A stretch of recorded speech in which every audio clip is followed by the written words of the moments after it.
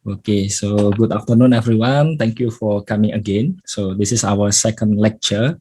And yeah, I think this one is the last one for this part because we have two parts and the second one will be in June. So I think no need to prolong. So please, Professor Erfanian.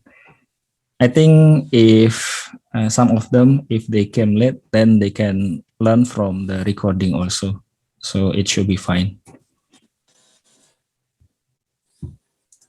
Okay, thank you very much. First of all, I hope that our fasting is accepted for by God, and I hope that because next week will be the Eid al-Fitr. Eid al-Fitr. Yes, and before that, let me congratulate all of you for coming Eid al-Fitr because you are close to the end of Ramadan. Bismillah ar-Rahman ar-Rahim. Assalamu alaikum wa rahmatullahi wa barakatuh. Waalaikumsalam warahmatullahi wabarakatuh. Okay, so can you see my file, Dr. Isnaini? Yeah. Not yet. Not yet? Not yet. Not yet. The screen Right. not yet. Right, so what I have to do, So click the green button, yes, I share put screen, them. and then Now, click share. Okay. so is that okay? Yes. Yes, it is already appeared. All right.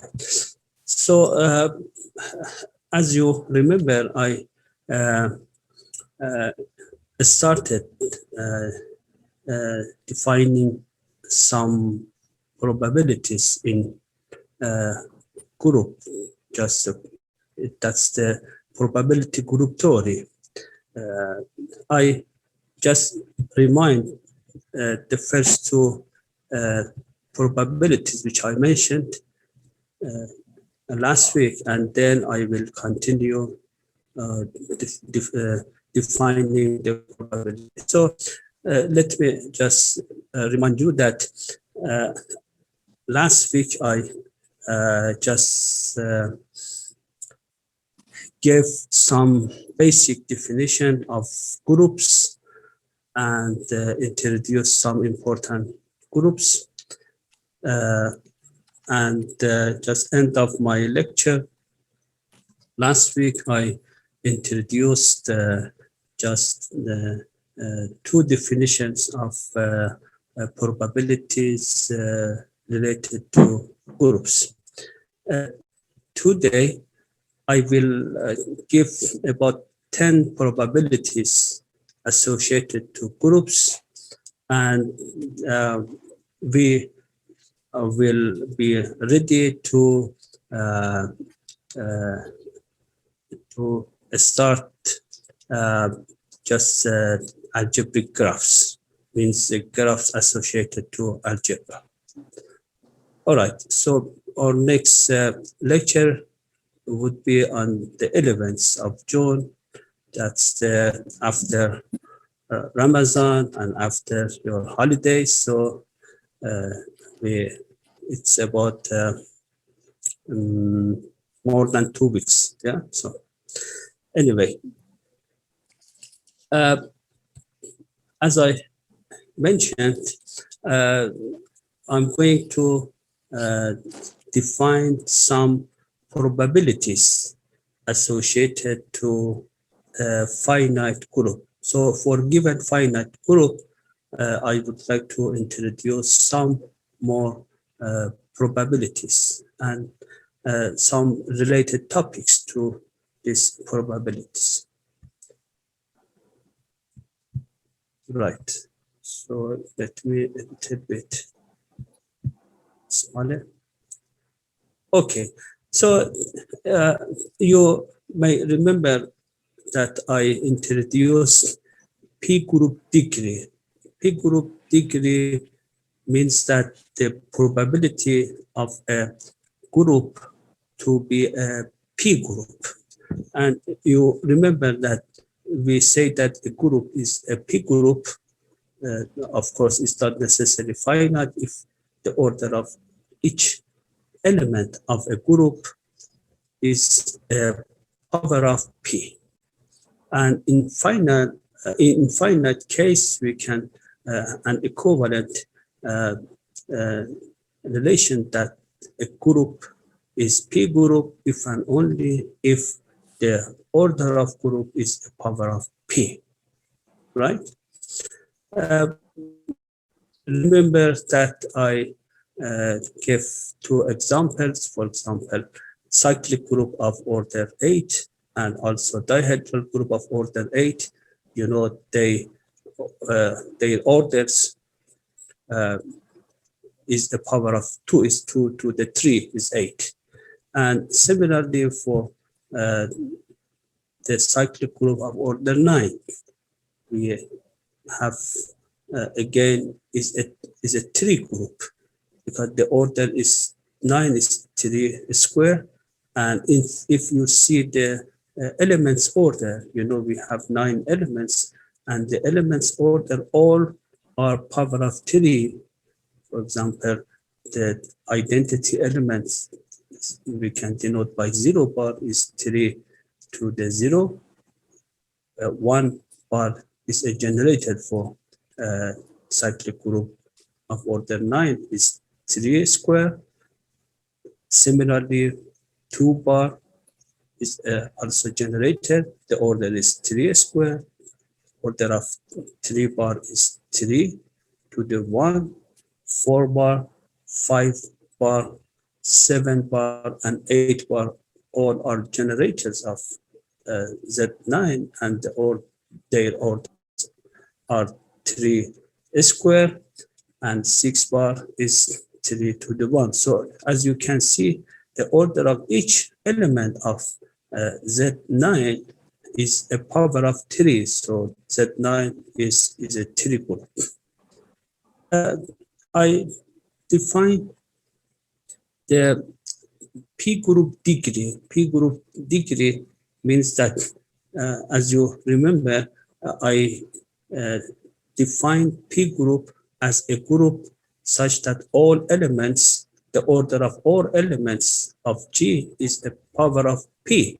So the P group degree means the probability if you take an arbitrary element in group G, so the probability that the order of these elements, this element is a power of P is the P group degree. So the dP of G, which we denote by P group degree, is the number of elements in G, which their elements is a power of P divided by the order of G is the whole elements of G. That's a P group degree. Of course, when we talk about the P group degree, P must be divided the order of G, because we know that the order of each element divide the order of the group.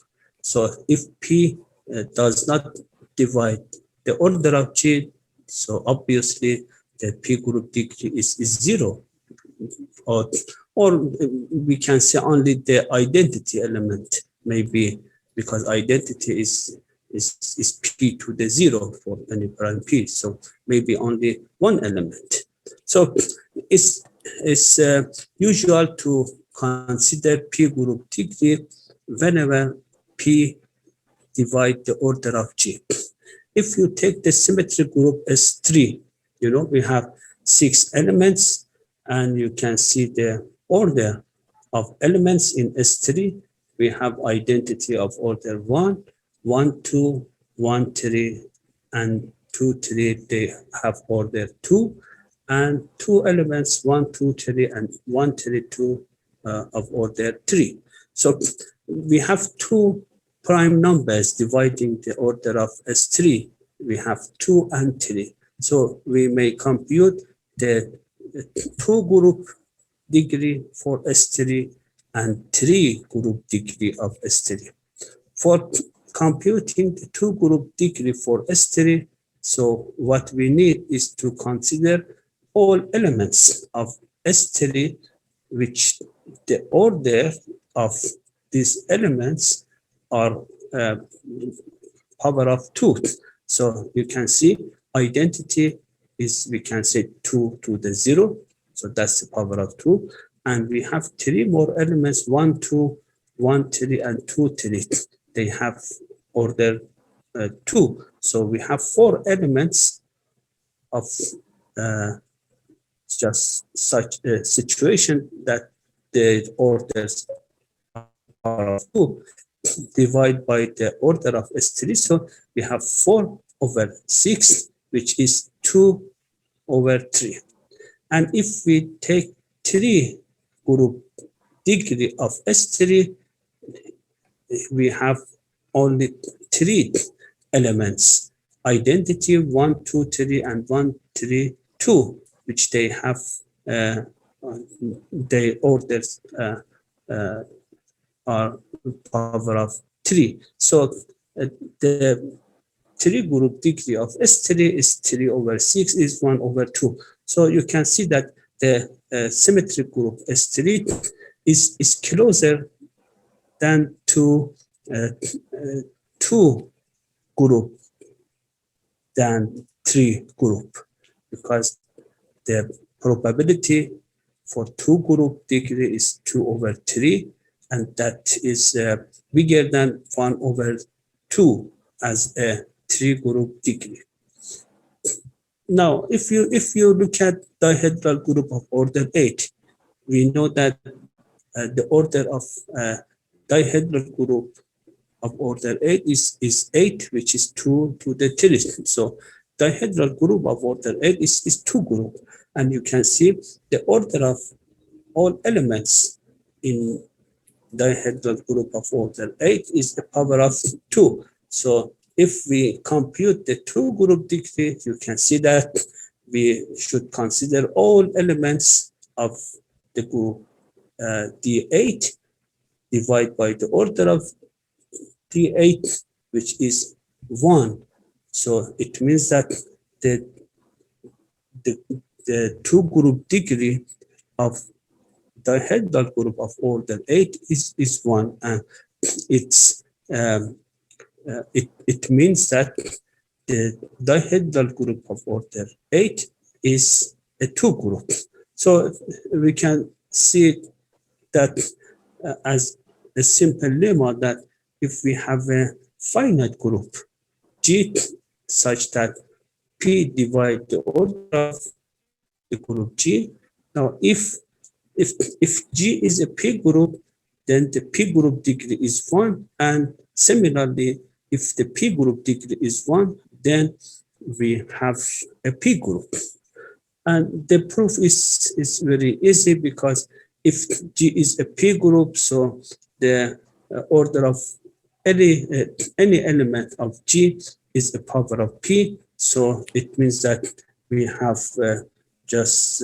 we have to put all elements of G on the top, divide by the order of G, and so the P group degree is 1. And similarly, for the converse way, if the P group degree is 1, so we can see that the set of all elements of G, which the order of such elements is the power of P, is the whole group. So it means that the G is a P group, because that's the definition of P group. G is a P group if the order of each element of G is the power of P. We can give just a definition and give a notation by the just all prime numbers dividing the order of G. So if G is a finite group of order n, and if we give a just presentation of n as a decomposition of prime numbers, then we can denote the pi of G by the set of all prime numbers dividing the order of G. Anyway, Now we are going to define the second probability, which is the prime order element degree of a group. It means that if we take, in this probability, we don't need to consider a fixed prime number. So we can consider all prime numbers dividing the order of G. So the prime order degree for a given group G is defined as the just set of all elements of G.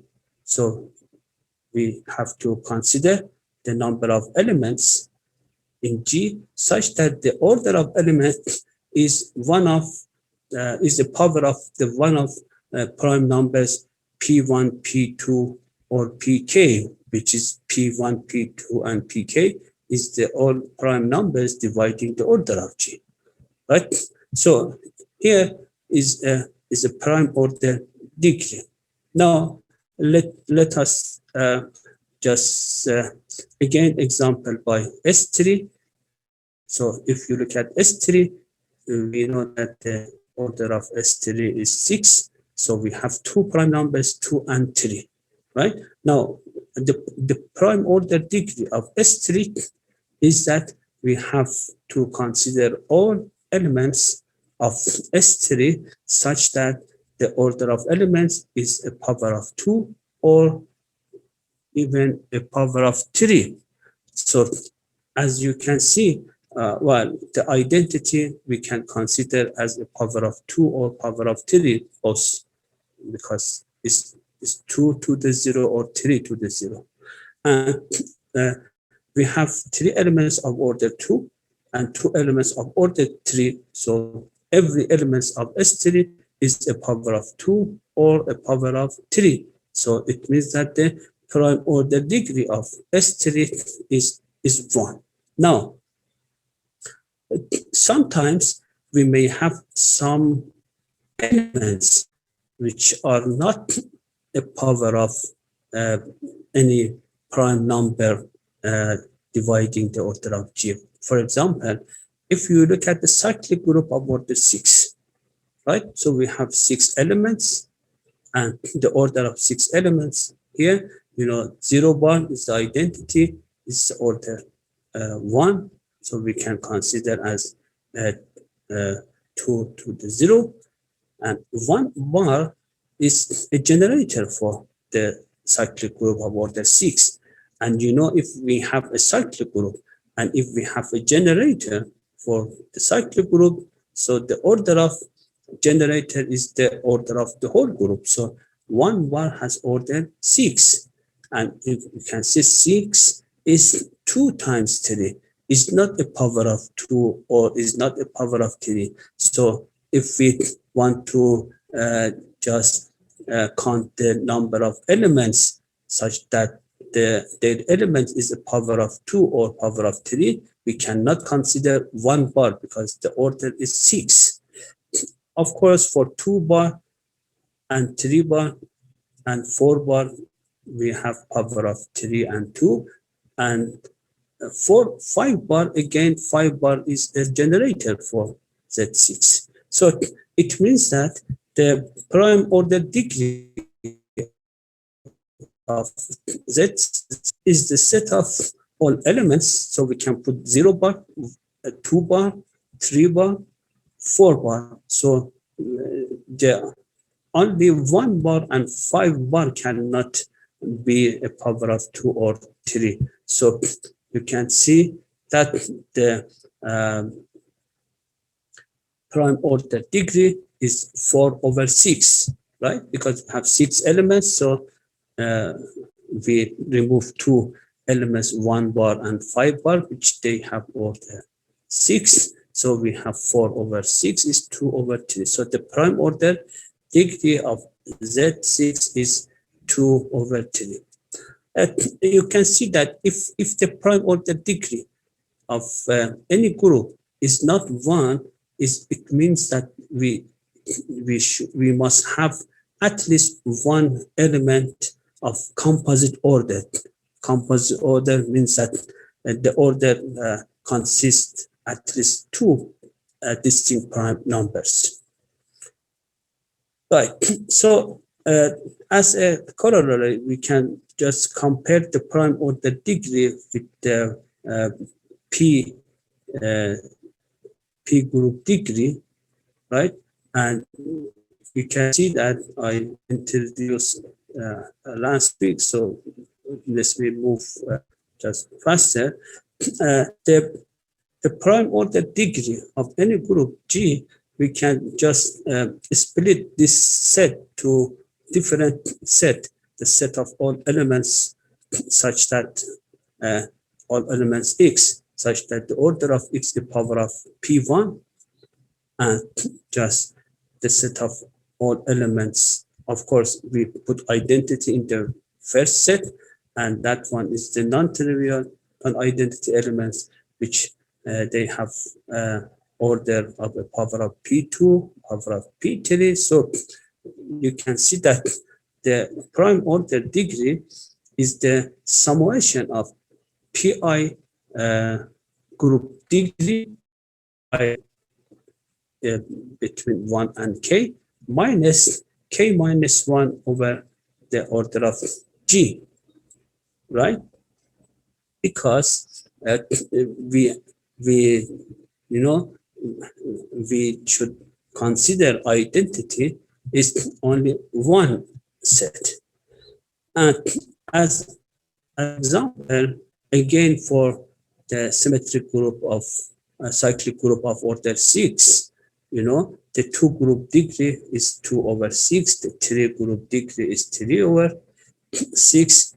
So the summation of these two prime degrees minus, because k is 2, because we have two distinct prime numbers dividing the order of Z6. So you can do the above formula satisfying for Z6. Now let me give some just basic and elementary results. The first one is that the P group degree of a given finite group G is always bigger than or equal to P over the order of G, because since we are talking about the P group degree, so P must be divided the order of G. So it means that by Cauchy theorem, we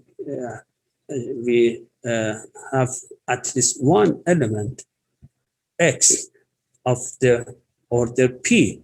So if the order of X is P, you can see that the order of X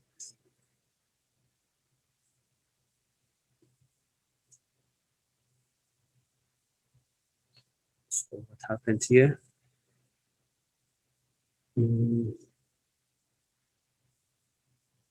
Right. So you can see that the order of X is P, order of X cubed until X to the P minus 1, they have order P. So we have here at least P minus 1 elements of order P, and also identity is the order of P. So we will have at least P elements of the order of their order is a power of P. So the P group degree is at least P over the order of G. And this bond, this lower bond is short because if you take the symmetry group S3, so that the 3 group degree of S3 is 3 over 6. So it means that for the symmetric group S3, this lower bond is sharp. Now the second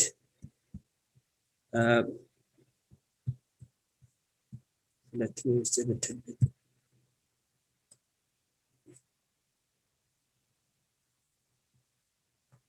Okay, the second result is that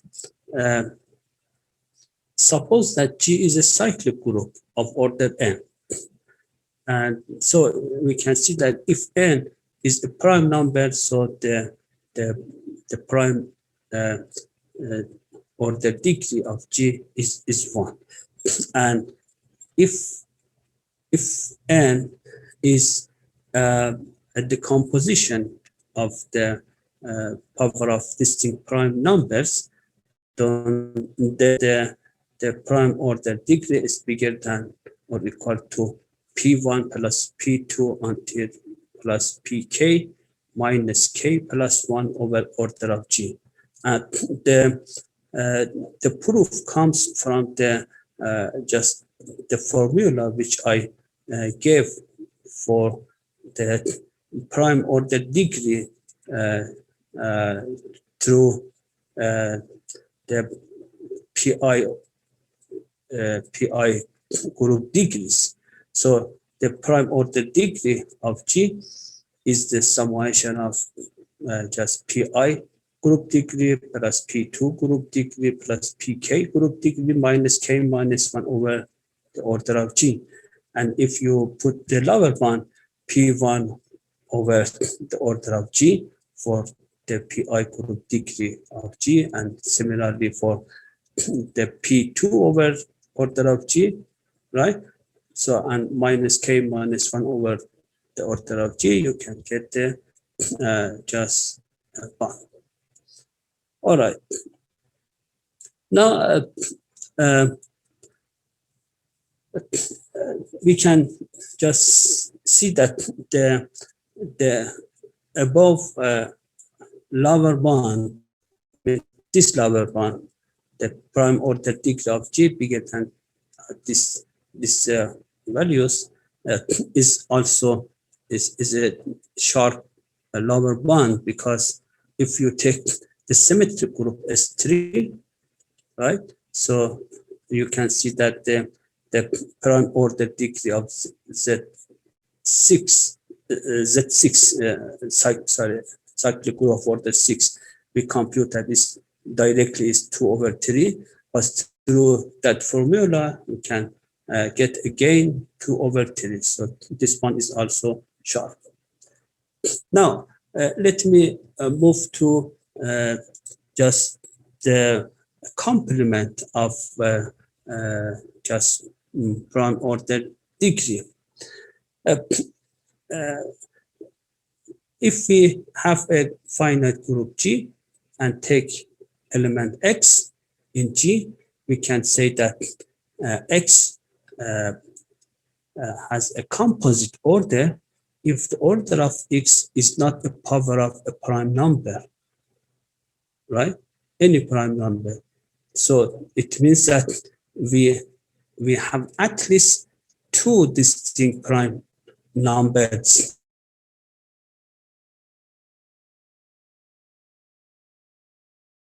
divided.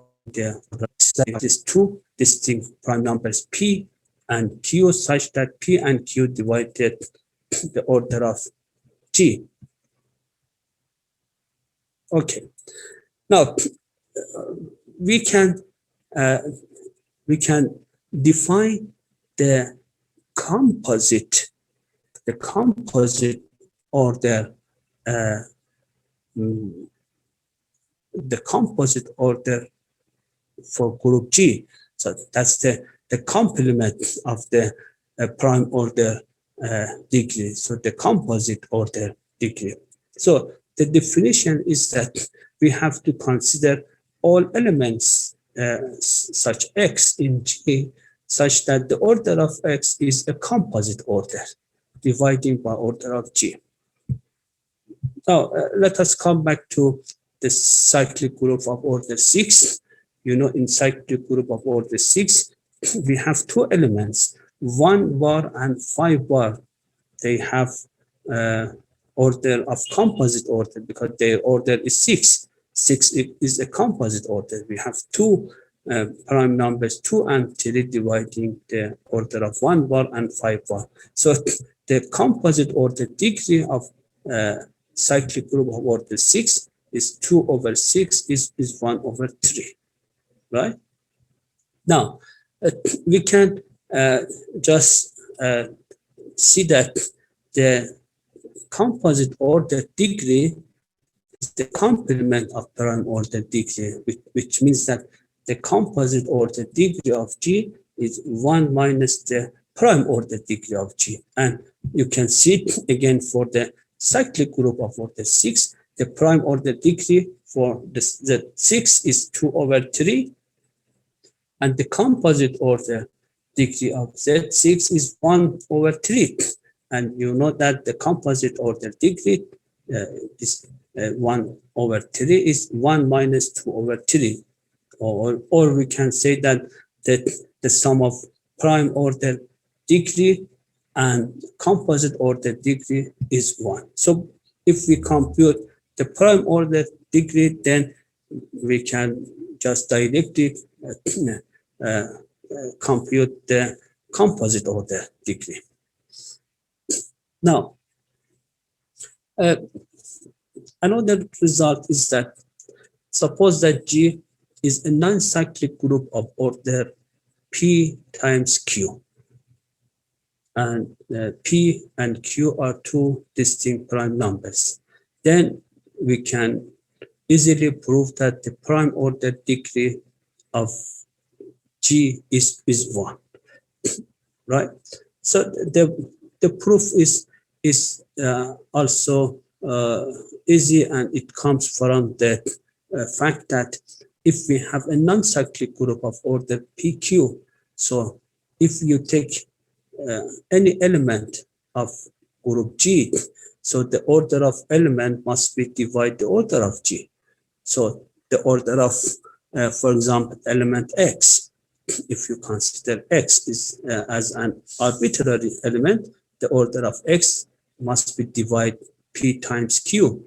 So the order of X can be 1 or P or Q, and it's not possible to have PQ, because if X is an element of order PQ, so it means that the group G is cyclic, right? Because we assume that the group G is not cyclic, so all elements of the group has a power of P or power of P or power of Q, so it means that the prime order degree is 1, or similar to the composite order degree is 0. And we have the same situation for dihedral group of order 2 times P, such that P is a prime numbers, right? So in dihedral group of order 2 times P, you can see that dihedral group is not a cyclic group, and the order is 2 times P. So if P is not equal to 2, then we can use the previous results to see that the prime order degree of the group is 1. And of course, if P is 2, then the order of the group is 2 times 2 is of order 4, and well, obviously it's a 2 group, and again the prime order degree is 1.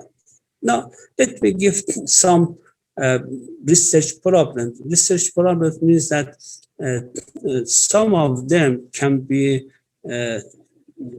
just the beginning of a research on this area. And of course, some of them is not so difficult just to compute by hand, or even by some software in group theory like GAP, Magma, or Kaylee, or some of them. The first question is that what's the prime order degree of dihedral group of order 2 times n? You know, what you have to do if you have to you have to give a presentation for n as the composition of prime numbers, and then compute the prime order degree depends on the prime numbers dividing the n. The second question is that if we have a finite group G, and if you take a normal subgroup N of G, so we have group G, we have subgroup N, and subgroup G over N. So what we can say about the prime order degree for G and N and the quotient group G over N, and can we compare these three prime order degrees? For example, can we say that the prime order degree of G is less than or equal to, maybe equal or less than or equal to the prime order degree of N times the prime order degree of G over N, right? The third question is that, you know, the prime order degree is sometimes one. The prime order degree one means that the order of any elements of the group is a power of a prime number dividing the order of G. And you remember that for S3, the prime order degree was not one. Now, the question is that if you take the symmetry group Sn, so what's the necessary and sufficient condition for symmetry group Sn to have the prime order degree is one? And it's also interesting to prove that the prime order degree of a direct product of two groups G1 and G2 is the product, is the multiplication of the prime order degree of each group G1 and G2. And the final question for this probability is to compute the prime order degree of Sn, and similarly for the alternating group for An for any n bigger than or equal to 2. So it means that we have to find the prime order degree of Sn depends on n. For example, if we could able to find a formula for the prime order degree of Sn in terms of n, so it would be interesting to, for example, put n is 3 for symmetry group S3 to find 2 over 3. Anyway, now let me move to the another probability. I gave the name co-prime degree for element and also for a group. Let us define first co-prime degree for a fixed element in a group G. Now, look at this definition. We assume that G is a finite group, right? And X is a fixed element in G. The co-prime degree of X in G, we may denote by D co-prime X and G by this formula. So the co-prime degree of element X in G is the number of element in G, like G, such that the order of X and the order of G, they have co-prime, so the greatest common divisor of these two orders is 1. defined by order of G. So let me say again, the co-prime degree for a fixed element X in G is the number of co-prime number of elements which are co-prime with the order of X. Now, look at cyclic group of order 6.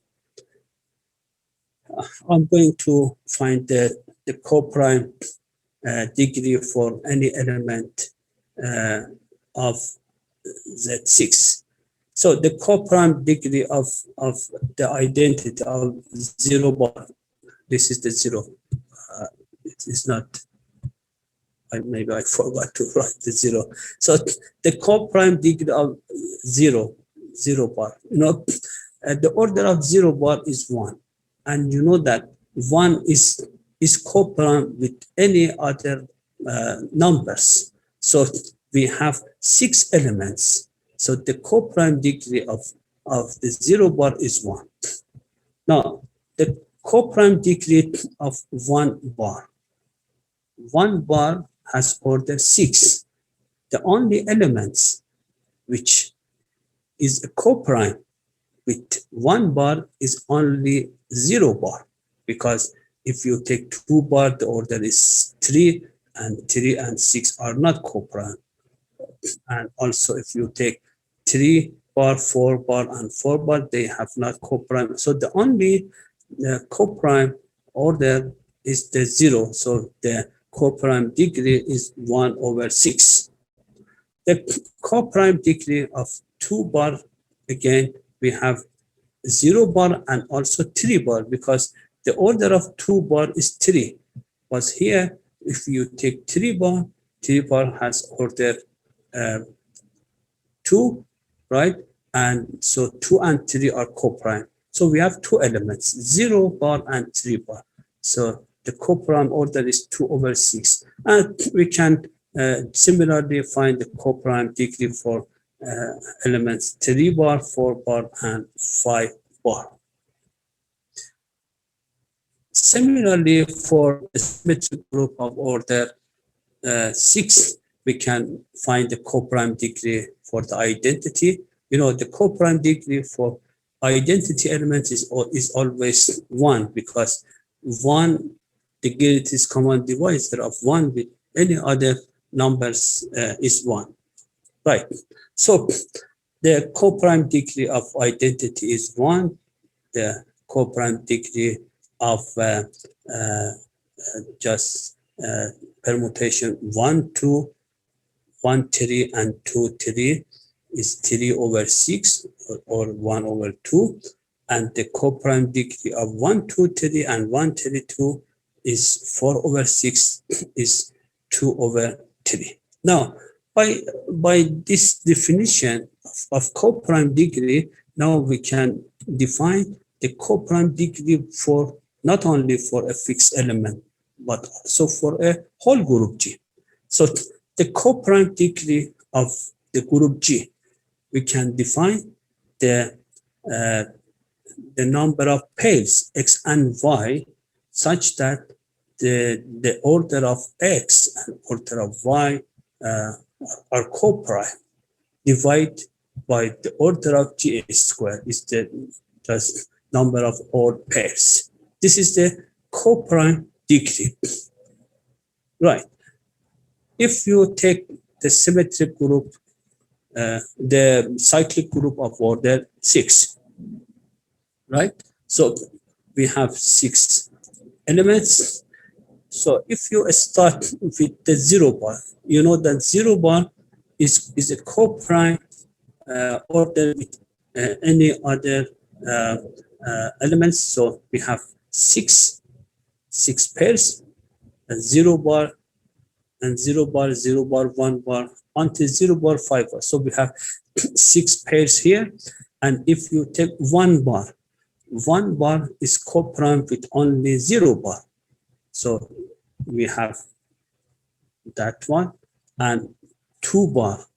2 bar has order 3, and here we have 2 bar with 0 bar is coprime, and 2 bar with 3 bar because the order is 2, right?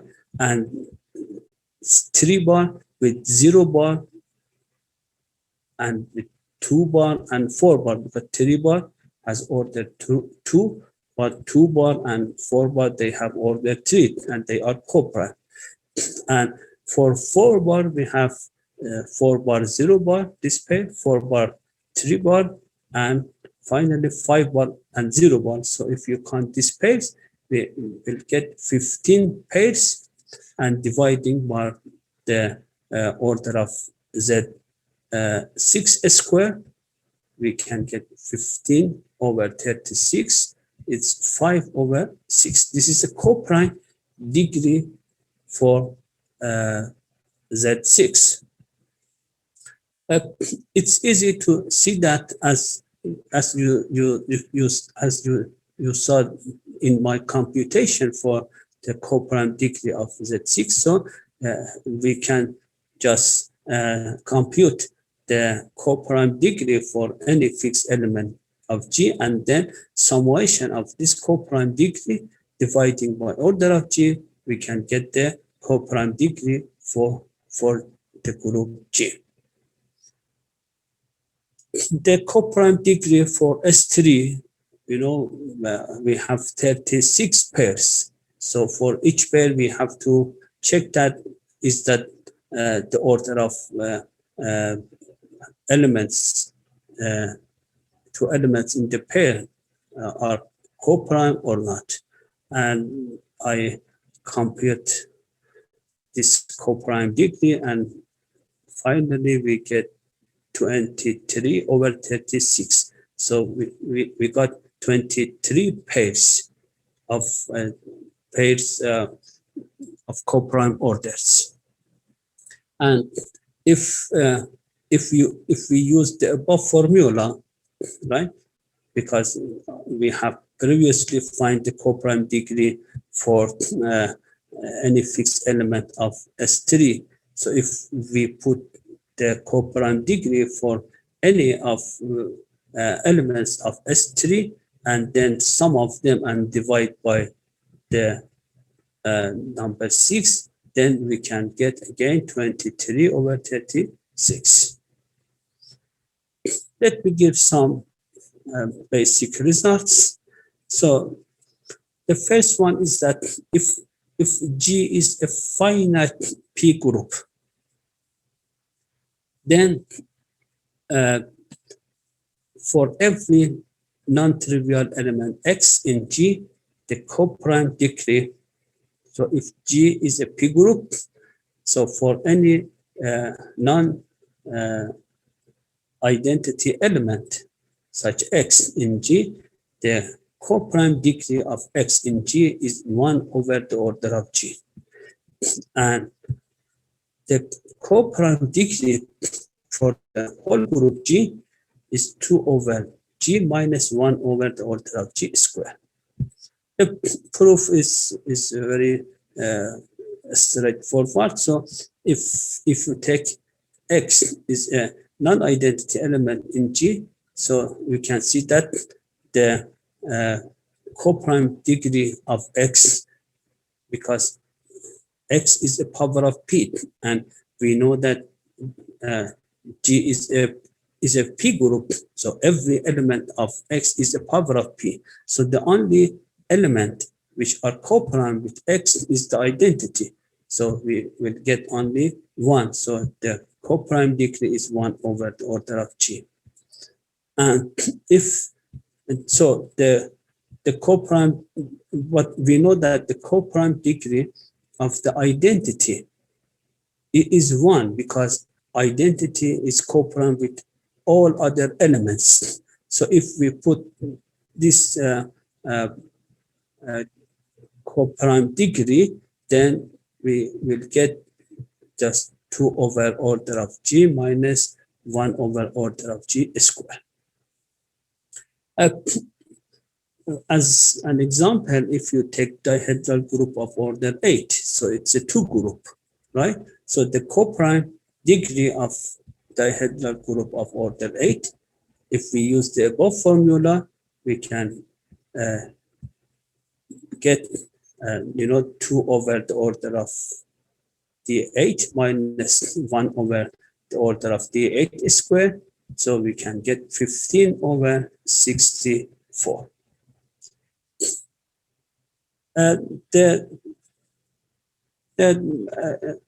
Just the second result, which is of course is an interesting result, is that the co-prime degree, if we have the co-prime degree of any group G is 1, then the group G must be the identity subgroup. And similarly for the converse way. So if G is the identity, right? So the co-prime degree, we have only one pair, identity and identity. So we have one pair divided by order of G, which is 1. Square is 1. So if G is the identity subgroup, then trivially the co-prime degree is 1. Now conversely, suppose that the co-prime degree is 1. So we prove that G must be a trivial subgroup. So if G, on the contrary, so if G is not the trivial subgroup, so we have at least one non-trivial element X in G. So since X is not equal to, is not trivial, is not equal to identity, so the order of X is not 1. And you can see that the order of X and order of X, right, they are not co-prime order, because the greatest common divisor of the order of X and order of X is order of X and it's not 1.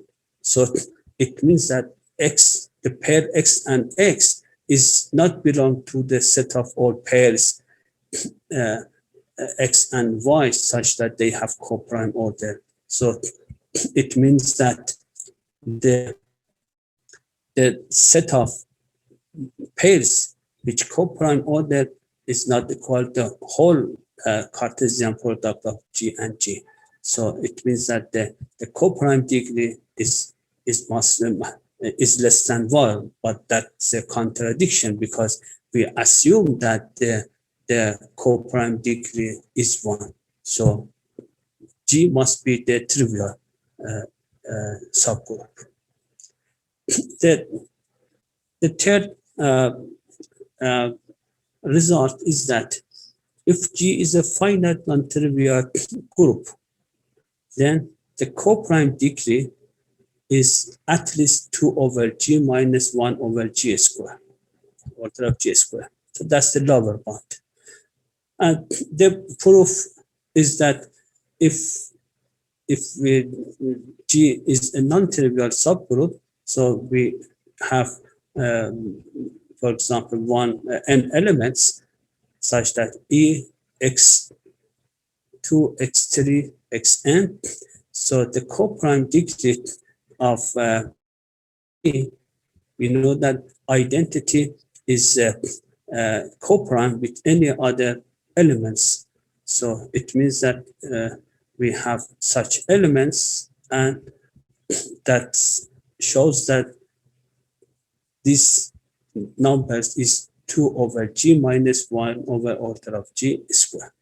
And this bound is also sharp if we compute the co-prime degree of dihedral group of order 2 times P, for P is an odd prime number, right?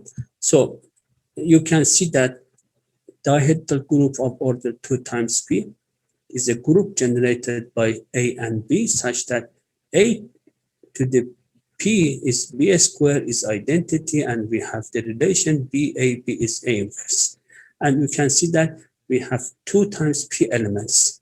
So we have elements E, A squared until A to the P minus 1. So we have P elements here. and we have also p a b a squared b until a to the p minus 1 b. So we have also p other elements here. So we have p elements of order 2, p minus 1 elements of order p, and 1 element of order 1. Now, if we compute the coprime degree for any of such elements, the coprime degree of the identity is 1, because identity is coprime with any other elements. The coprime degree of a to the a, a to the a for I is 1, 2 until p minus 1. So the order of a to the a is p, and you know that p is coprime with identity and with all elements of order 2. So we have 1 element, that's the identity 1, and p elements is elements of order 2. So the number of coprime orders or the elements to a to the a is p plus 1 over 2 times p.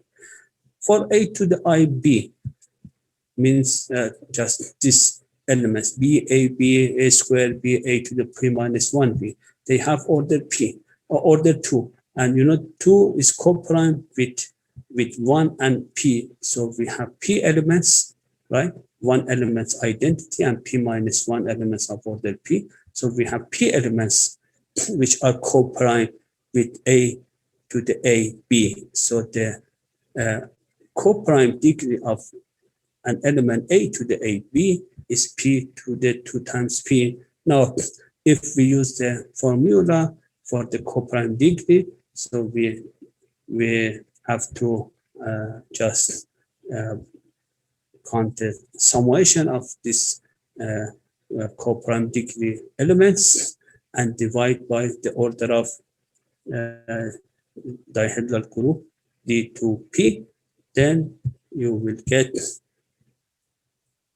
2p squared plus 2 times p minus 1 over 4p to the square. And if you take p is 3, then you can see that the coprime degree is 23 over 36, just the same as before. Now,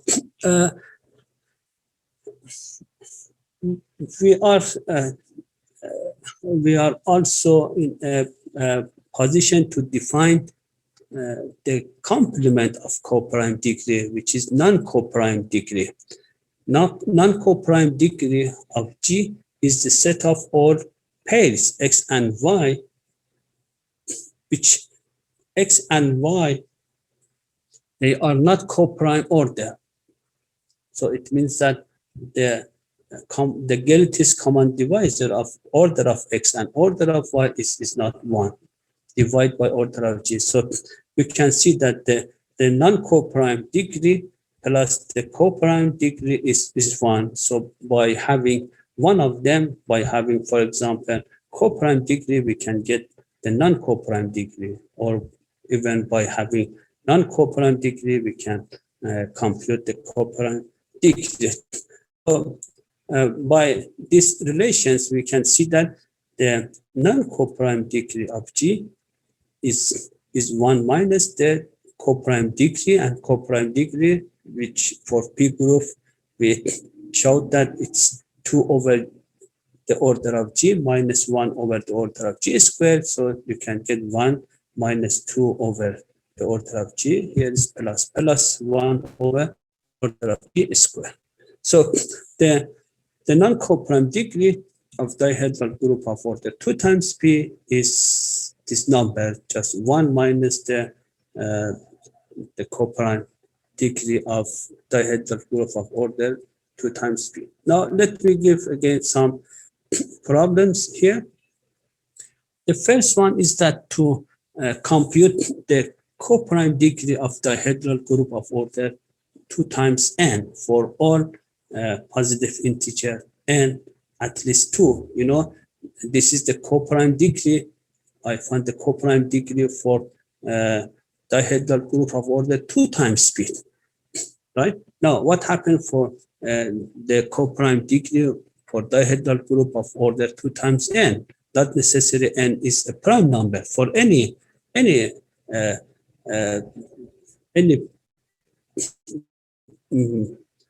positive integer bigger than or equal to 2. And similarly, it's interesting to find, of course, if we are able to find the co-prime degree for the alternating group and the symmetry group for all n bigger than or equal to 2. So one of interesting questions in this area is that to compare the co-prime degree of G with the co-prime degree of any subgroup. So what we can say is that the co-prime degree of G is always less than or equal to the co-prime degree of H, or bigger than of the co-prime degree of. So it's interesting to compare the co-prime degree for group G and subgroup H. Now, if we have a group G and take a normal subgroup N of G, right? So is that this inequality true? So I wrote that the co-prime degree of G is less than or equal to the co-prime degree of N times the co-prime degree of G over N. So we may prove or give a counterexample.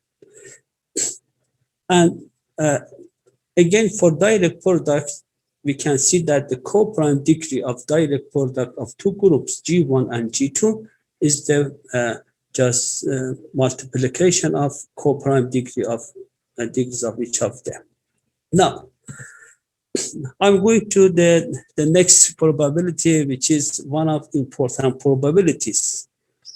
You know, the probability which I mentioned in the three probabilities which I introduced, they are all depend on the order of elements. Now here we want to move the probability for a special property in a group. You know, the commutativity is a group is very important. If we have a if we have a property of commutativity for any two elements in a group G, then we can say that the group G is commutative, or it's common to say that the group G is abelian.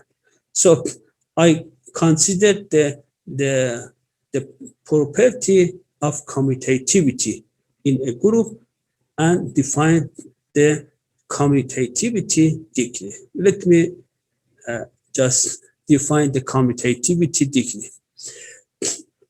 Suppose that G is a finite group. Of course, I introduced the probability not only for finite group, but also for infinite groups. But you know that for infinite groups, you have to put some conditions because you have to consider that just a topological group, and you have to make the Haar measure. So we are able to define the commutativity degree for infinite group. Now here I assume that G is a finite group. The commutativity degree of the group G is the probability that two random elements, X and Y, such that X and Y commute.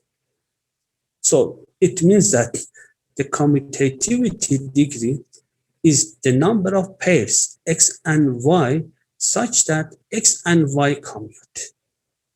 It means that XY equal to YX divided by order of G squared.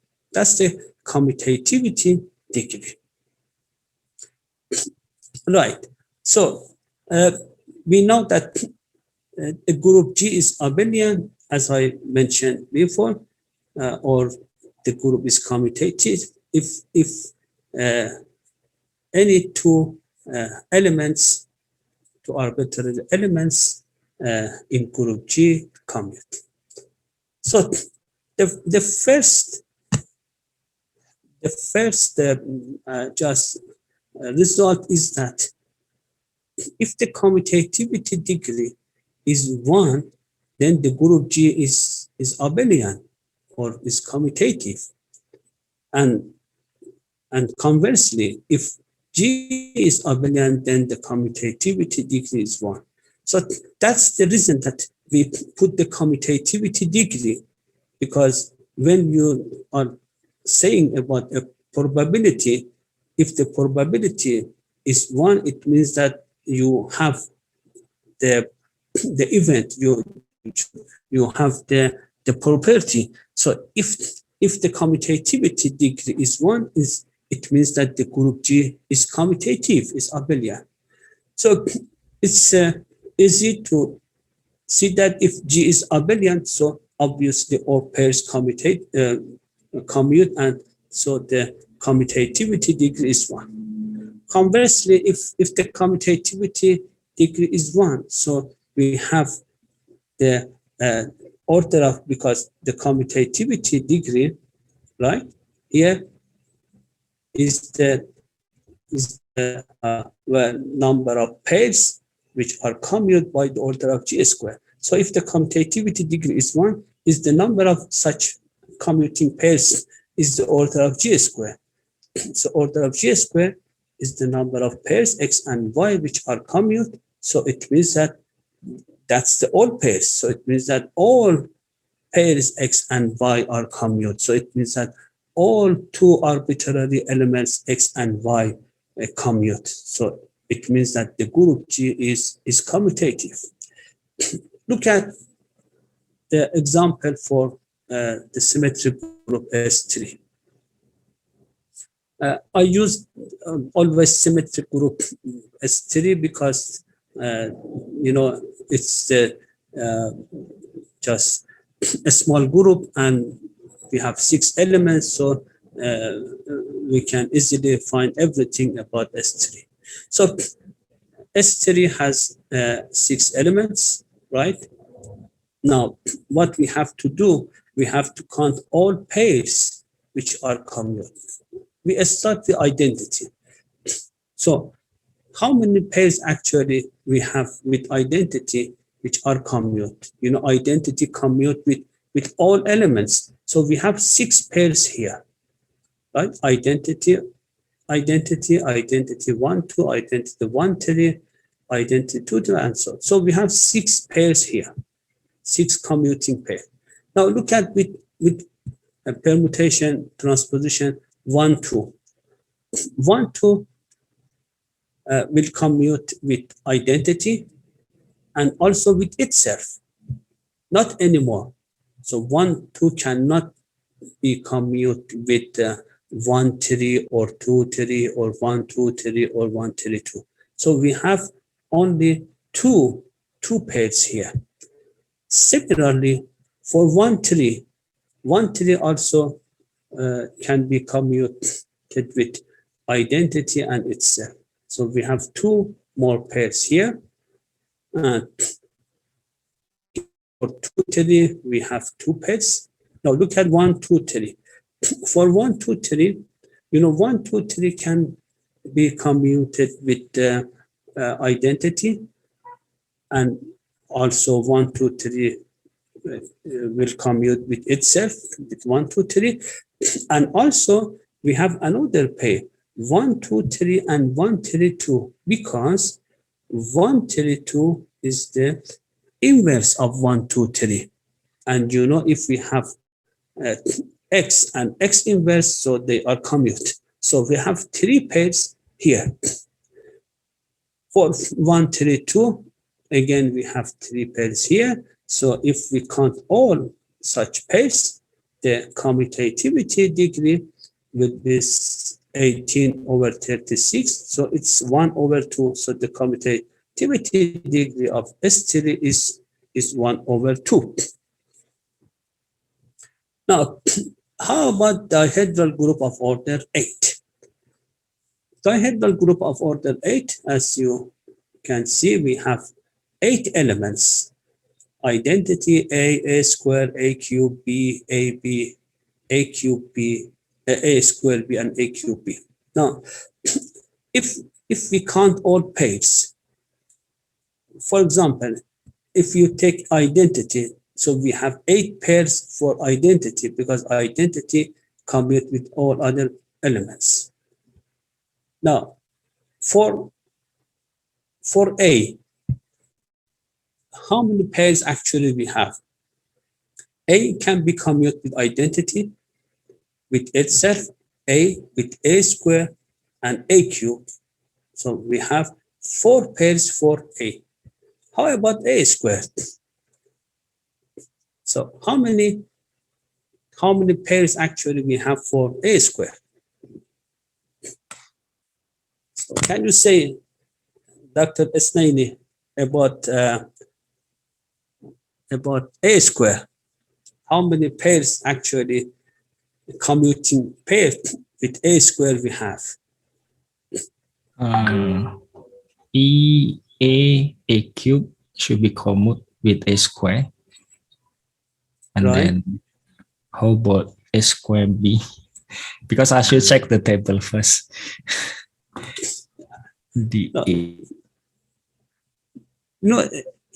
Here is a very important point for A square. You know that the center of dihedral group of order 8. What's the center? The center contains identity and all elements A square. Right. So if we have central elements, so A square is in the center. So yes. What's the meaning? A square is in the center, so A square can be commuted with all other elements. So it means that for identity and A square, we have 8 pairs, right? Because A square commute with all other elements. Just that's the point. I want to just focus on this point. Now, if we count all pairs, then we can get 14 pairs, 14 commuting pairs, and divide by 8 square by 64, we can get 5/8. 5/8 is very important here. I will give the reason of this importance just in the next few minutes.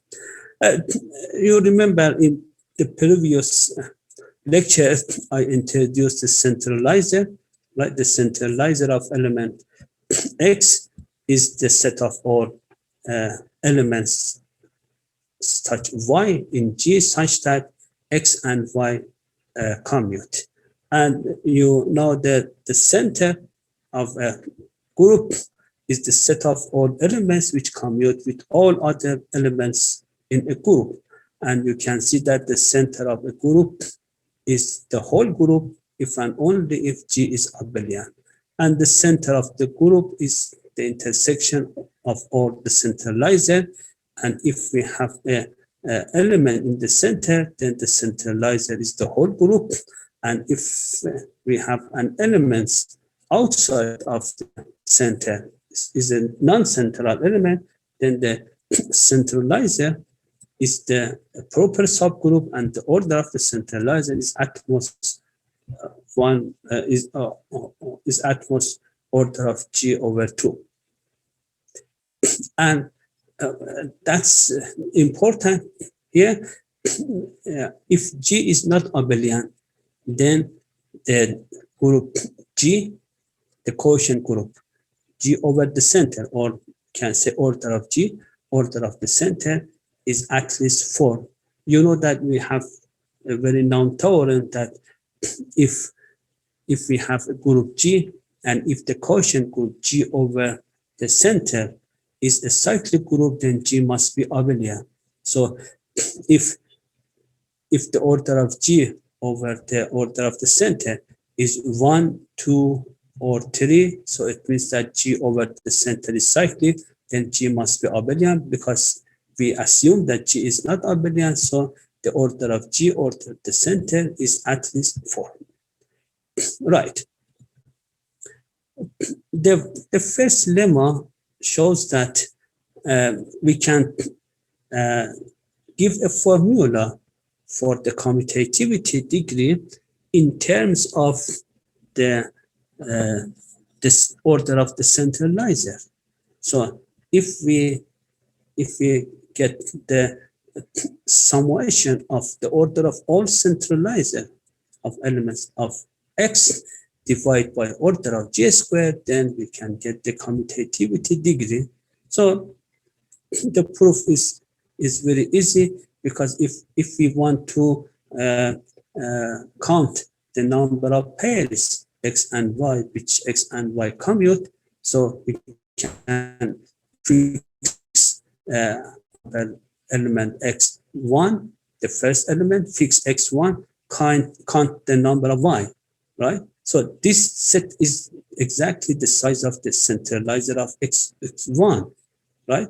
And fix X2 and count all pairs with commute with X2, right? So you can get the set of all pairs X and Y which are commute is the just sum of the order of centralizers of any elements in X, and if we divide by order of J squared, then we can get the above formula. Now, the important results for the non-abelian group G is that we can give an upper bound for the commutativity degree. So we are going to prove that the commutativity degree is at most 5/8. So it means that we don't have any non-abelian group with the commutativity degree bigger than 5/8. Or equivalently, we can say that if we have a group with the commutativity degree bigger than 5/8, the group must be abelian. Now, look at the commutativity degree. We can use the above formula, right? It's just 1/order of G squared times the sum of the order of centralizers. So we can split the centralizer, this summation, in two cases. X is in the center and X is in the G minus the center, right? So for the first summation, we can see that if X is the center, so the order of centralizer is the whole group G, and the number of the number of this summation is the order of G. So we have order of the center of G, order of the center times order of G plus. Now here, because X is not in the center, so the order of the centralizer is at most order of G/2, because it's a proper subgroup. So if we put the upper bound order of G/2 for the order of the centralizer, and you know the number of elements X outside of the center is the order of G minus the center times order of G, then you would get here order of G squared over 2 plus order of the center times order of the G/2. We get 1/2 plus 1/2 order of the center over the order of G. By the note which I mentioned as above, is the because G is not abelian, so the order of G over the order of the center is at least 4. So it means that the order of the center over the order of G is less than or equal to 1/4. So if we put 1/4 for this, then we can get 5/8. So 5/8 is an upper bound for the commutativity degree of non-abelian groups. Now, here are some more results for the commutativity degree. The first result is that if we have the commutativity degree with exactly 5/8, then the group must be this structure. So the central factor of G must be a non-cyclic isomorphic to a non-cyclic group of order 4, Z2 cross Z2, and conversely. Another theorem is that if we have a finite group, finite non-abelian group G, because if the group G is abelian, so the commutativity degree is 1. So we always assume that G is a non-abelian group. So if G is a finite non-abelian group and P is the smallest prime number dividing the order of G, then we can get the upper bound P squared plus P minus 1 over P cubed for the commutativity degree. And you can see that if the group G is of even number, so it means that if P is 2, is the smallest prime number dividing the order of G. If P is 2, then you can get 5/8. Because if P is 2, we have 4 plus 2 minus 1. So 6 minus 1 is 5/8.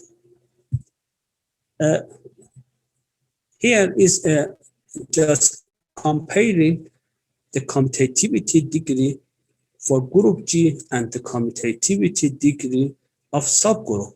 So the commutativity degree of a subgroup is always bigger than what we call the commutativity degree. And that's the lower bound for the commutativity degree is the 1 over the square of index of H in G times the commutativity degree of H. And also here is a nice result for the comparing the commutativity degree of G with the commutativity degree of a normal subgroup and the quotient group. So the commutativity degree of G is less than or equal to the multiplication of the commutativity degree of N and the commutativity degree of the quotient group G over M. Now, this is very important theorem. So if G is a finite group and P is the smallest prime number dividing the order of G, if the commutativity degree of G is bigger than 1 over P, then the group G must be a nilpotent group of class at most 2. So, for example, if G is a group of even number, so P is 2, is the smallest prime number. So if the commutativity degree is bigger than half, then the group G is you know, it's important because you can prove the property of nilpotent for a group G by a very simple computation on the commutativity degree, because commutativity degree is very easy. We don't need any background to compute the commutativity degree. But if we want to prove the property of nilpotent for a group, so we have to define the normal series, we have to consider the central series, and we have to put a condition to prove that the group G is nilpotent.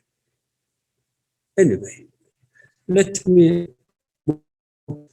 the general case of the commutativity degree. I gave the name relative commutativity degree of a subgroup of a group. Suppose that G is a of course, I always assume that G is a finite group. So if I didn't mention about finite group, means that G is always finite. So G is a finite group and H is a subgroup. The relative commutativity degree of subgroup H in G, which we can denote it by the DHG, right? It can be defined with the number of pairs. HG, H is in subgroup H, the first entry, and the second entry is G in G. So the number of pairs in H cross G such that H and G commute. Divide by the all pairs in H cross G, which is order of H times order of G, right? So that's the relative commutativity degree.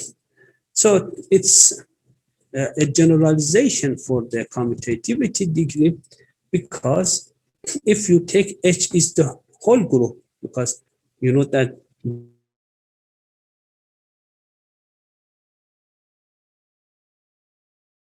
G is a group of G, and you can see that the relative commutativity degree G in G is the usual commutativity degree, right? So it means that the commutativity, the relative commutativity degree is a generalization of the commutativity degree. Here are some examples.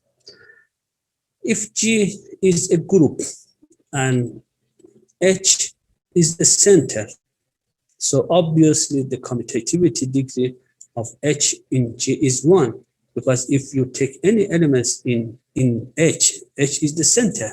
So any elements in the center will commute with all elements in G.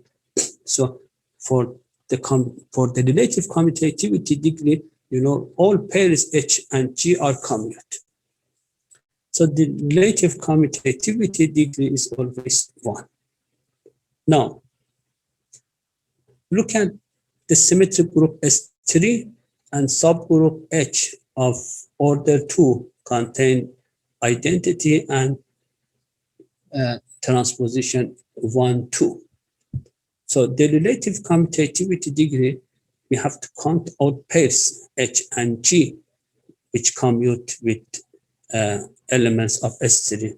So you can see identity in H will commute with all 6 elements, and 1, 2 in H can be commuted with only identity and itself.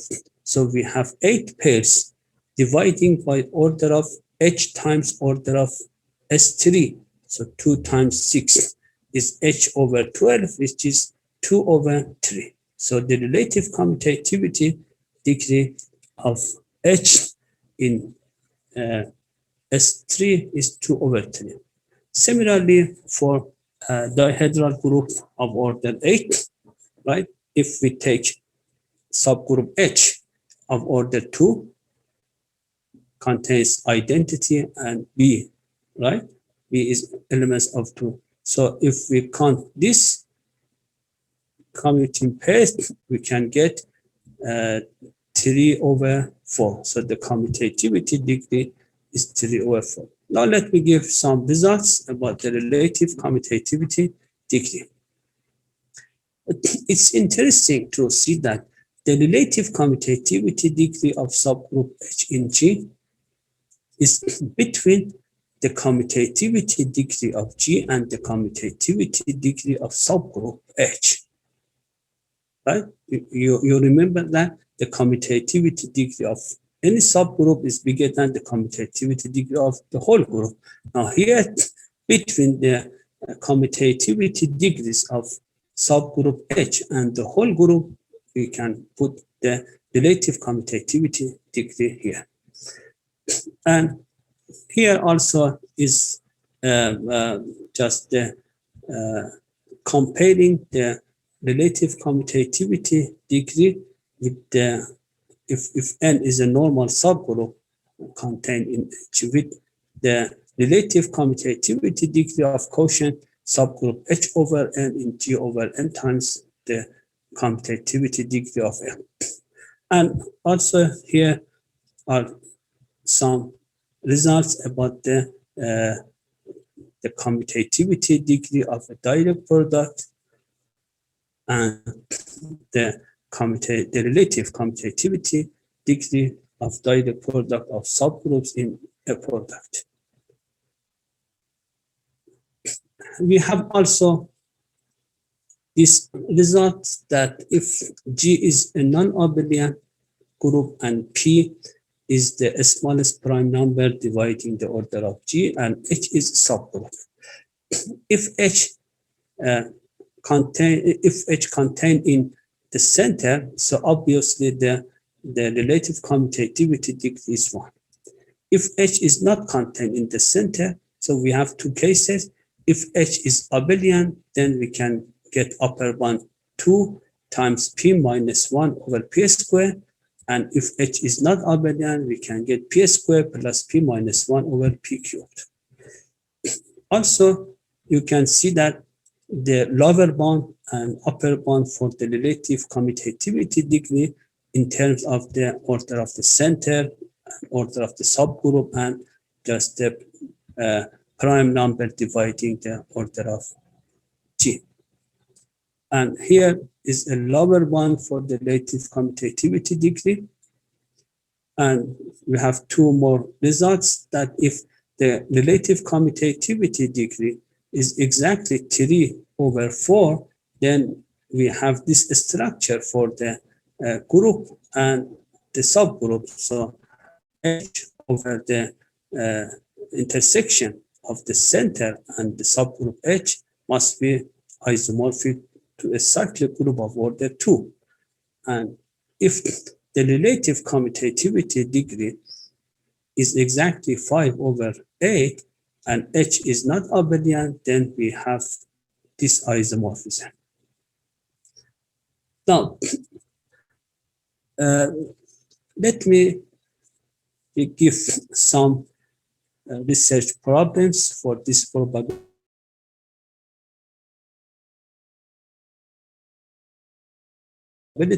First, to have the relative commutativity degree is equal to the just the whole commutativity degree for the whole group,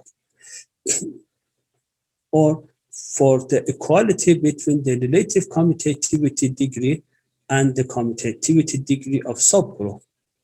And here is the equality between 3 of these probabilities. So the relative commutativity degree is equal to the commutativity degree of subgroup and commutativity degree of a whole group.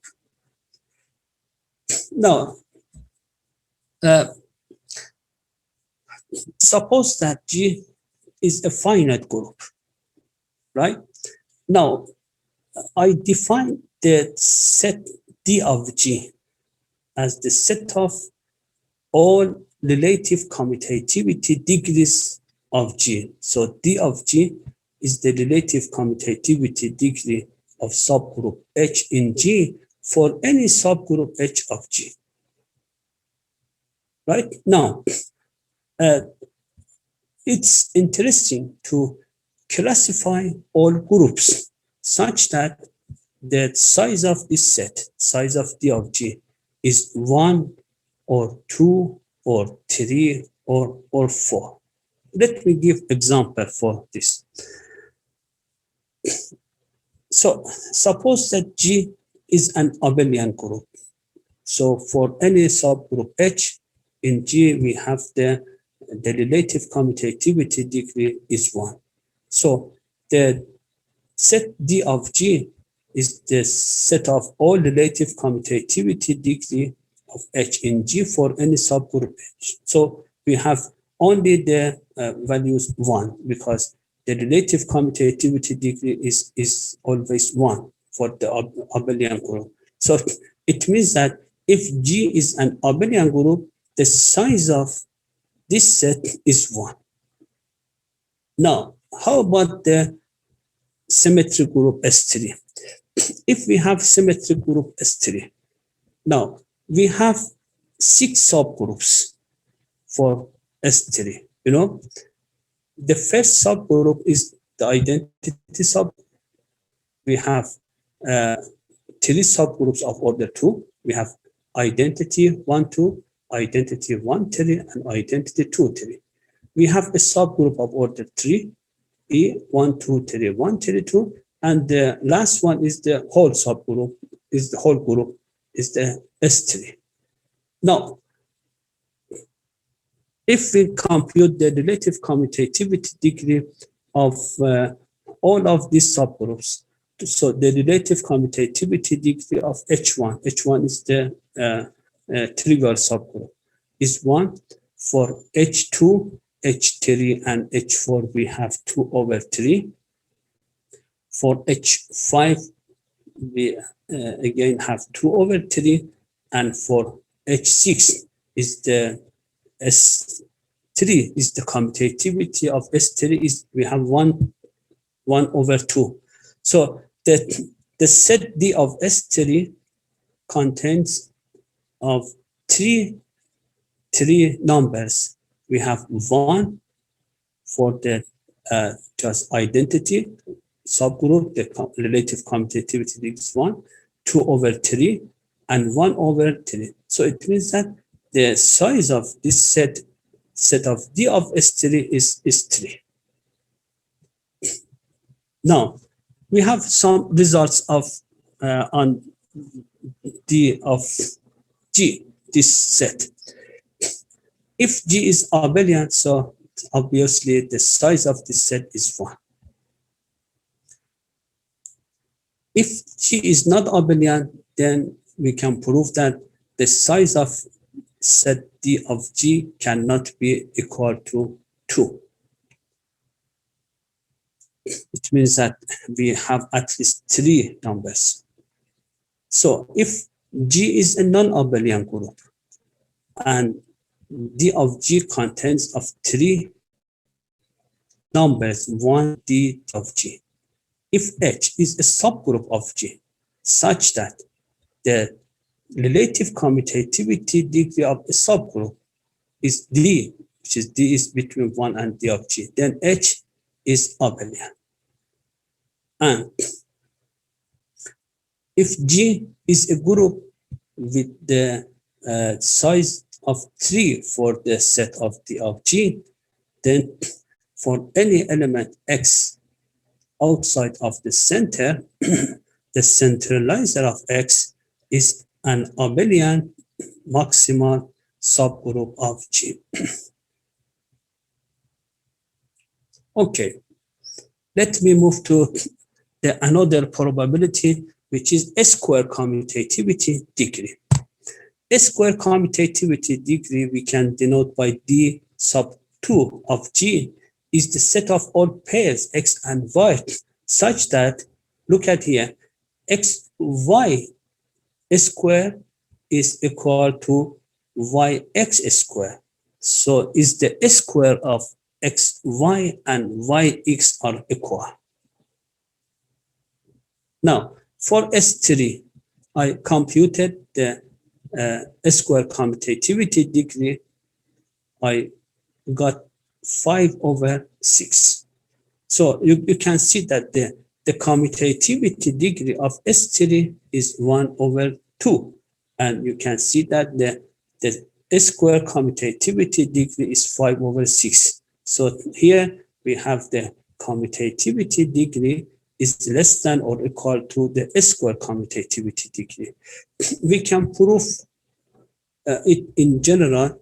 The commutativity degree is less than or equal to the square commutativity degree, and it's very easy because if we have a pair X and Y, which X and Y commute, so if XY equal to YX, so obviously XY square equal to YX square.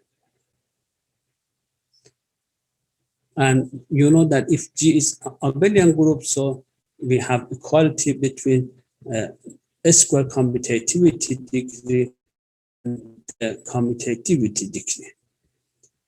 Now, we may give just the cube commutativity degree.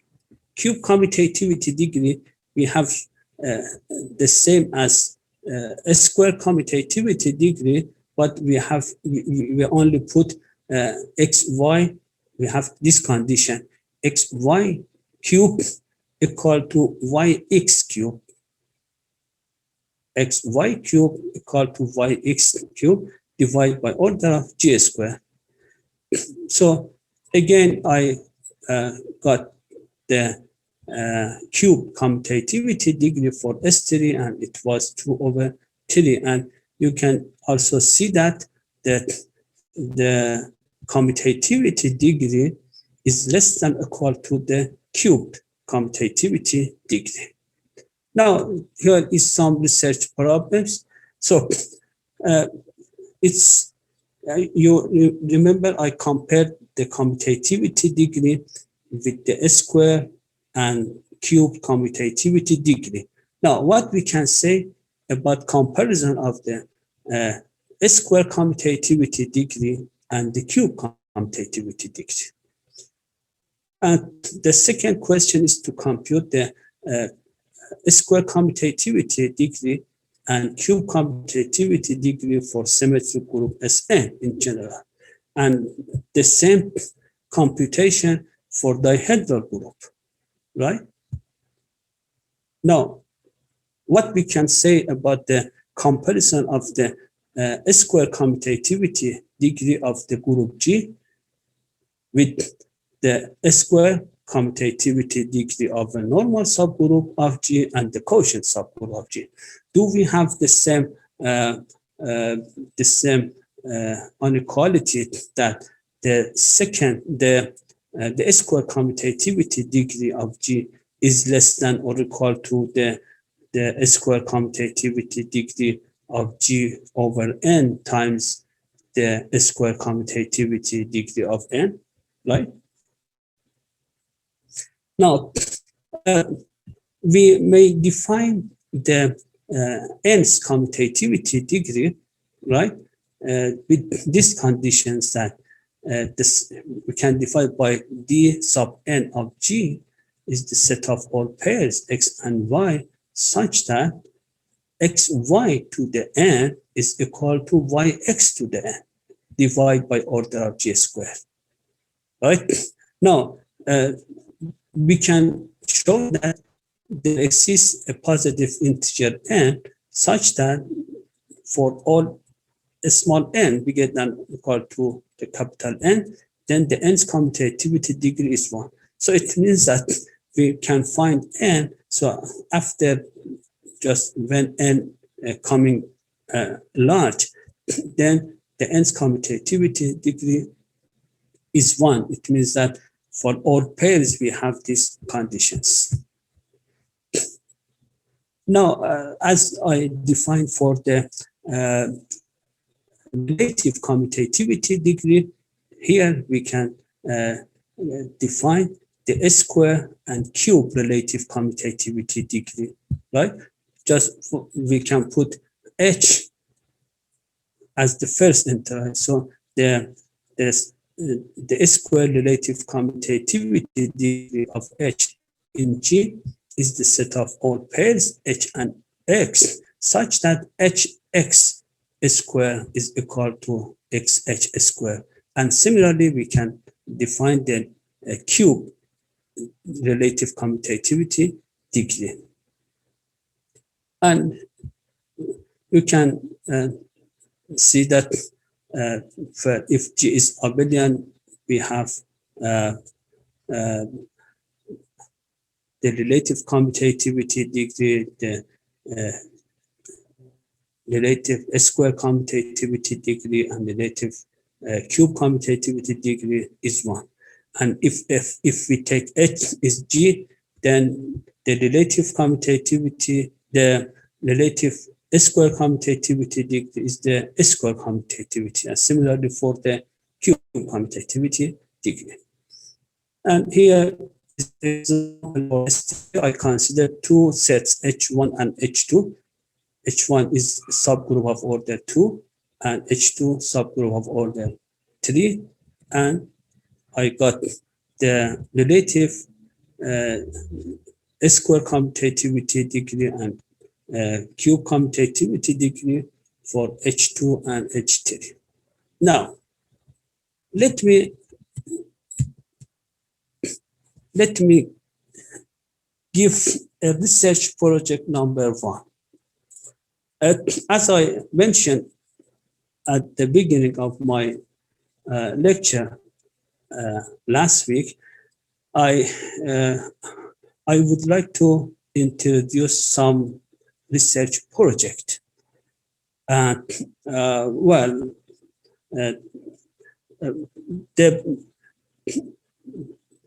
We can actually provide a research group. We may be about 4 persons. So my suggestion is that one of 2 students or PhD or master student with 1 lecturer or professor, and also I will help them to have a group research for each of project which I'm going to mention. This is the research project number 1. So I think Dr. Yeni or Prof. Yunus or anyone, you can just provide this group research to start this project. Let me introduce this project. Suppose that G is a finite group and H is a subgroup of G. So remember the set D of G.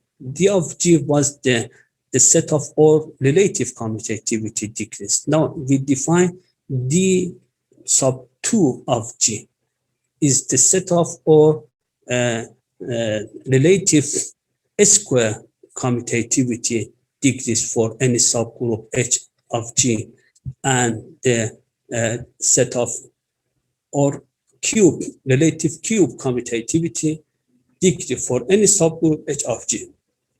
Just I replace D of G by D2 of G and replacing the relative commutativity degree with square relative commutativity degree and cube commutativity degree.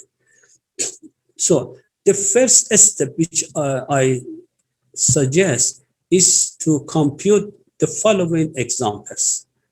The set D2 and D3 for group symmetry group S3, S4, S5, D8, D10, A4, S3. Here is some examples, because first of all, you have to have some more examples. Now, the second step is that what we can say about the set D2 for dihedral group of order 2 times P, or dihedral group of order 2 times P square, right? Or 2 times P, and similarly for dihedral group for set D3 for dihedral group of D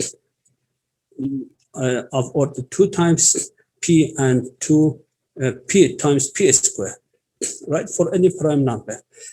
And then we can just discuss about some necessary and sufficient conditions for each of the following cases to having the size of D2 of G is 1, or D3 of G, the size of this is 1, or the sizes of D2 or D3 is 2 or 3, right?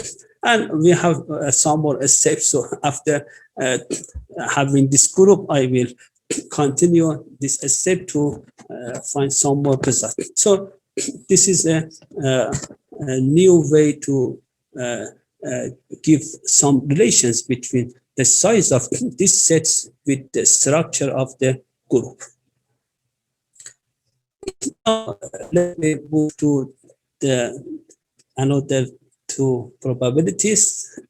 because my time is going to finish. So let me just move quickly. I introduced the generalized co-prime degree. The generalized co-prime degree means that we can consider, we denote by D co-prime n of G, we consider the set of all n tuplets, x1, x2, xn, such that these n tuplets are all co-prime orders. So if n is 2, then we can get the co-prime degree. Now, this is the generalization of co-prime degree. I put the generalized co-prime degree. Here is example for the Symmetry Group S3, and I found the 2, which is the usual co-prime degree, and the 3. Here is some examples for the generalized co-prime degrees. So we can put D3, D4, D5, and so on. All right. Now, the last probability which I'm going to mention here is the conjugate graph, a conjugate degree of a group. So you know that the definition of conjugate and conjugacy classes. So if G is a group and if X is an element in G, then we denote X to the G as the G inverse XG. And we know that this is the conjugate of X. So we may have the set of all conjugates of X and find the conjugacy classes for X. So the conjugate class of an element X, we can denote by X to the G, which is the set of all conjugate of X, right? For example, for S3, we have 3 distinct conjugacy classes. The first conjugacy class is the singleton set of the identity element. And the conjugacy classes are 1, 2, is 1, 2, 1, 3. 2 conjugacy classes of 1, 2, 1, 3, and 2, 3. They are the same. That consists of 3 elements. And the conjugacy classes of 1, 2, 3, and 1, 3, 2 consists of 2 elements, 1, 2, 3, and 1, 3, 2. So S3 is can be partitioned as the union of 3 distinct conjugacy classes. Now, we can say if you take a group G and 2 elements X and Y, we can say that X and Y are conjugate if there exists an element G such that X to the G is 1. That's the definition of 2 conjugate elements. And here is examples. So we can see that if we take 2 elements in a conjugacy classes, they have the same order, and all elements in a conjugacy class, they are conjugate.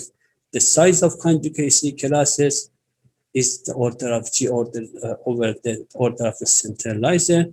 And if we have an element in the center, so the conjugacy class set, right? And if you take 2 conjugacy classes, because they are partitioned, so they have, if they have no intersection, or otherwise they must be equal. Now I'm going to the conjugate degree for a given group G. So the conjugate degree for a given group G is the set of all pairs X and Y such that X and Y are conjugate, right? So I computed for the S3, and you can see that the conjugate degree for a given group G, we have to consider all elements in each conjugacy classes. They are conjugate, so we can get this formula. So that's the, so if you take any conjugacy classes, so each conjugacy class is direct product with itself, we can find a set of pairs which are commute. This is examples for S3. And let me give some questions. So if G is a, I prove that if G is abelian, then the conjugate degree is 1 over the order of G. Now here is the question for the converse. If the conjugate degree of group G is 1 over the order of G, so if G abelian, so if G is a trivial group, then the conjugate degree is 1. So what we can say about the inverse? And how about the conjugate degree for dihedral group of order 2 times n? And just the maximum values of the conjugate degree for dihedral group of order 2 times n. The conjugate degree of the direct product is the product of conjugate degrees for multiplication of conjugate degrees of 2 groups G1 and G2. Okay, so thank you very much. Sorry for my long lecture on the probabilities. What I wanted to mention in the second lecture was to just get familiar with some probabilities associated to a group. Of course, it's not the all probabilities, because we may have introduced some other probabilities. So there are many other probabilities. That's just a few examples of the probabilities. So thank you very much. And I'm ready for your comments and your questions. Dr. Esnaini, so I'm available for answering questions. Okay, thank you very much, Professor Erfanian. So maybe let me start the discussion session. Maybe anyone want to open mic? Dr. Yani maybe already open mic? Yeah, okay. Okay. Yeah, thank you, Dr. USIIMathCorner. Thank you, Professor Erfanian, for your lecture. It is very interesting, and we believe that for us it is a very new topic. Yeah. And yes, I wonder about the probability associated to another structure, for example, semi-groups and maybe ring and so on. For this group, we know that all elements in a group are regular, yeah, but it is not always true for another structure, for example, semi-group and rings.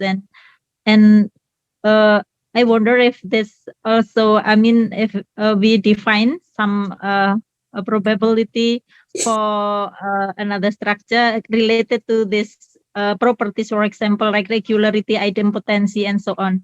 What do you think? Thank you very much. All right. So thank you, Dr. Yani, for your nice questions. So for the commutativity property, I defined the commutativity degree for ring as well. So I have a paper on the commutativity degree of ring. For the semi-group, there is another paper about the commutativity degree of a semi-group, and a special case, you know, we have a loop. Muffang loop is just some special cases. So there are 1 or 2 papers for this, but I think there is not any more for other properties in ring or in semi-group, like regularity, maybe idempotency. So it's interesting to introduce this kind of probabilities for other algebraic structures. Yeah, I think it's possible. But the point is that when we define the commutativity degree for range, we should assume we have to assume that the ring must be finite. If the ring or semi-group or any algebraic structure is infinite, so it's so difficult to define this property. But if you take the finite case, yeah, it's possible. So it's interesting to start in one more new probability by yourself. Yes. Okay, thank you very much, Professor Irfan. Okay, thank you. Maybe another one. Actually, I also have a question about the material. So I know one. Okay, so I'm curious about. I think it should be clear, really clear lah, when G is abelian, and then the cardinality of capital D or degree of G is equal to 1, right? And how to prove that when G is not abelian, then the cardinality of degree of G cannot be 2. Especially why cannot be 2? And furthermore, maybe is it possible when we have a natural number, maybe K, and is there a way to construct a group such that the cardinality of the degree can be K? Maybe. So of course K, so greater than 2. So you mean the commutativity degree is commutative degree. Yeah. As you remember, when we are talking about the probability by definition is the number of events can be happened by the total numbers. So the probability is always between 0 and 1. So we don't have probability more than 1.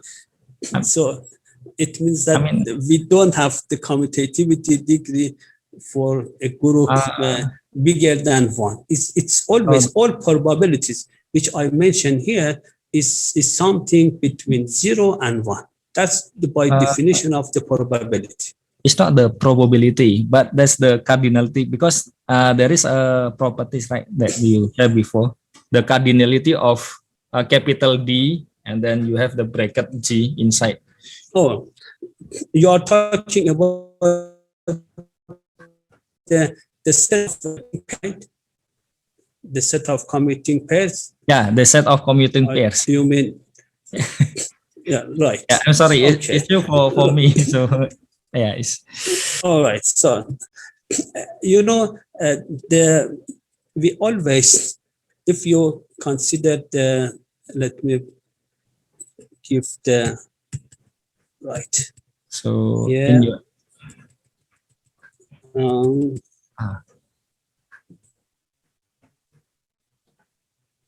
I think after. Okay, look at this space. This space. What will happen if the size of this set, size of the commuting pairs is 1? What will happen? If is 1, then it means that the group G must be trivial. Commutative, yeah.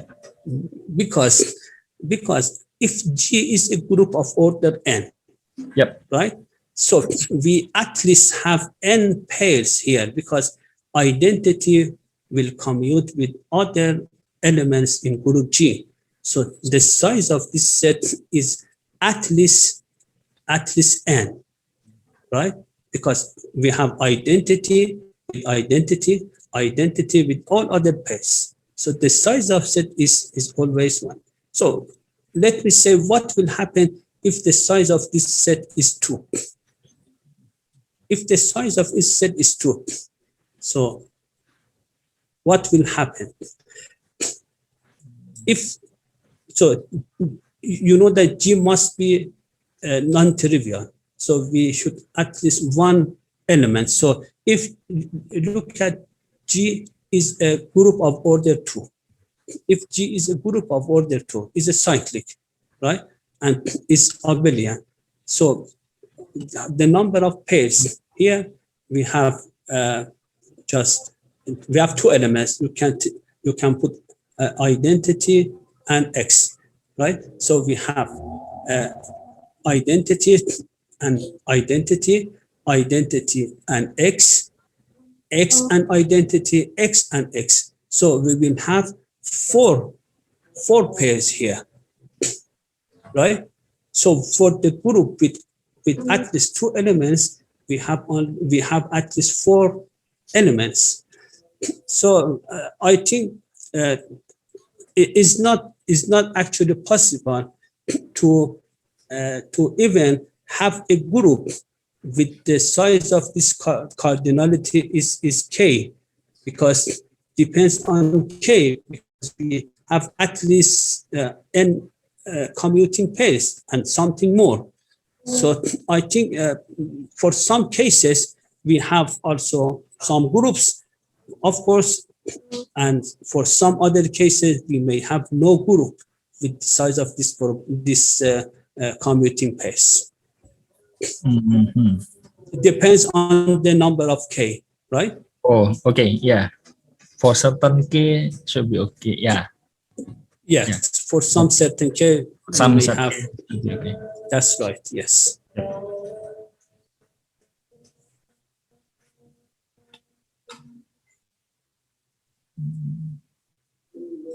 Okay, maybe another one.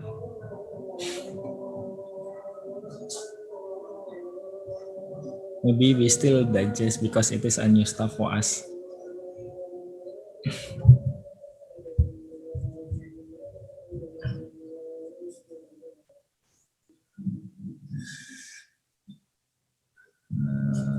Okay. So no more question because there is no question from chat box. I think. Yeah. But it is an interesting. Yeah. Oh yeah. Because in our province in Yogyakarta, it is raining right now. So maybe some of us, yeah.